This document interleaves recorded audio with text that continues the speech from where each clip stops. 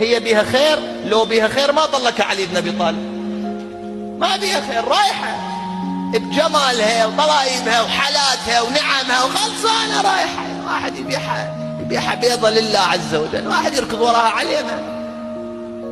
علينا. هو الدرب كله حلو، تجيب لك شوك وحصى تحط بيه علينا.